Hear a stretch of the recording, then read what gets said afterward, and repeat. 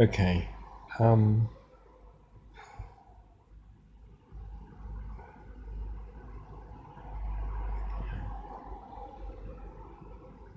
it's Friday.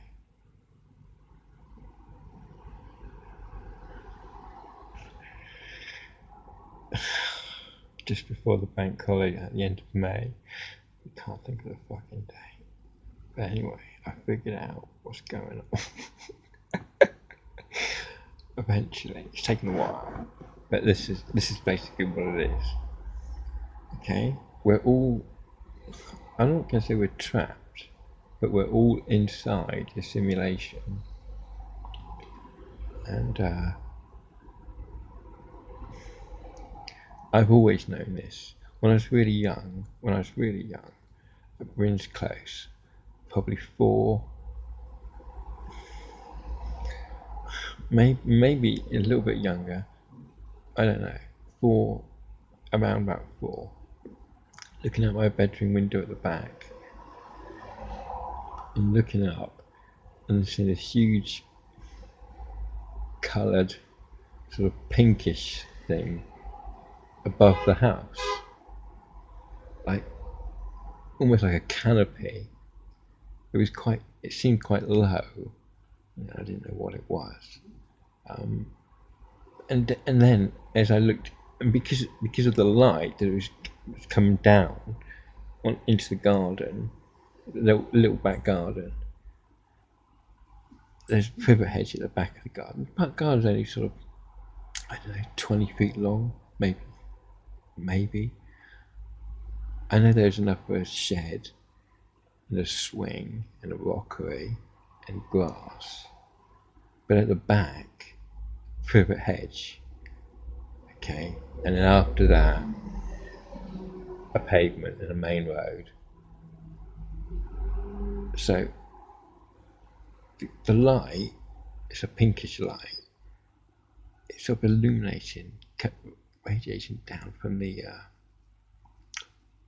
above, and I can see three little. I know it sounds really crazy, but three grey fucking little guys walk through through the hedge without disturbing it. And I was thinking, what? At that age, I was thinking that is odd. But then I don't sort of remember anymore. But at that age, at that time of my life, about that four, I do remember um, always waking up in some kind of in the cupboard, or I'd be going sleeping in the bathroom, in the bath, taking my blanket with me or whatever. Um, and also, um, I'm pretty sure I saw them again, or maybe the same day, night. I can't remember. And I'm pretty sure I tried to fly down the fucking stairs, and remember waking up or tum- tumbling into the telephone table at the bottom where I'd thrown myself off from the top. I think I'd been encouraged. I think they told me I could fly or something like that. I can't remember. But anyway, back in about fucking. I can't. I'm not. I know it gets.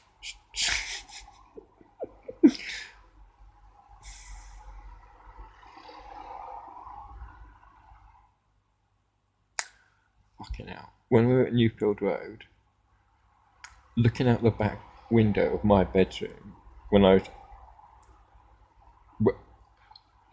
opposite where the old stairs used to come up, my little bedroom there, although this was much later on, so these stairs weren't there, the stairs were back over there. But yeah, I was back at home, obviously, having a toke out the window. And I looked over out the window. I couldn't fucking believe what I was seeing. Over Orchard Avenue, where we used to live, at 49 Orchard Avenue, I saw this fucking pink. And I've written it down on a piece of paper over there, but I didn't. It's not really described very well. So it's a pink. It looked like an airship. and I expected to see at one end the sort of tail fins, like a zeppelin kind of thing. But it was all pink, totally lit up, radiating a pinkish light all the way through, uniformed, but not like not like a blazing light or anything like that. It's just a illuminating light that was fairly bright, but not so it creates any kind of halo around it. No, and at the bottom, it was, I couldn't fucking believe it. It was like a little sort of viewing platform. So it's an oval shape, a kind of oval shape. The actual pink bit, and underneath you've got this sort of like a little carriage, like you'd expect to see in an airship, basically. That's why I expected to see something about it in the papers the next day, and I'd say to Mum and Dad, "Oh look, I saw that last night." But anyway, in this little sort of viewing add-on at the bottom, all these little tiny little, I took some lights, twinkly little different coloured lights, and I took that it's like if that was an observation, if this was like a tourist kind of airship that they were testing out. But the thing is, it was like 2:30, 3 o'clock in the morning. That's the strange fucking thing. And it was just hovering there. And it was about, I don't know, 49 Orchard Avenue was like a semi-detached house. But I reckon it was probably 4 times the height of the house and